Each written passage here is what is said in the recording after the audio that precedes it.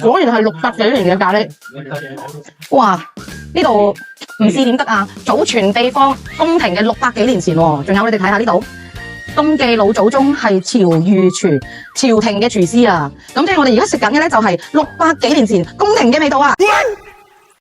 就知我要食全珍珠噶啦，珍珠好好味嘅。哇！啲魚蛋。喂，輝爺啊，我今日要帶你食一間咧，聽聞祖傳600幾年前已經有嘅咖喱啊，600幾年好似都未有咖喱喎。咦？又好似係喎。就係呢間啊。呢度係啊。伯伯你好，我哋今日嚟呢度食咖喱㗎，食咖喱魚蛋。行難揾啊，再無別家，犀利喎！只此一家。哇！我哋今日要嚟食伯伯嘅咖喱試一下先，睇下係咪真係傳說中咁辣先。伯伯啲咖喱有幾辣㗎？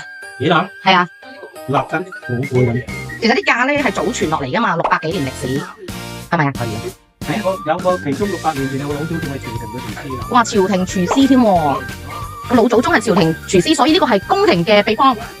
哦，咁我哋真係有幸嚟到呢度食到600年傳祖傳落嚟嘅神奇勁辣魚蛋啊！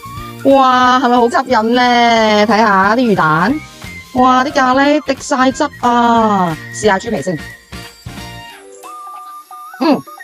甜甜辣辣噶，有輕微嘅酸酸地，甜甜地，有後勁嘅辣。試下呢個珍珠魚蛋真係好就真喎，真係。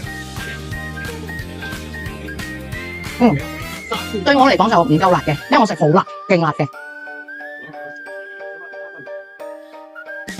啲咖喱可以啊，果然係600幾年嘅咖喱。哇！2018年香港無線都過嚟呢度採訪啊，祖傳600幾年嘅咖喱。哇！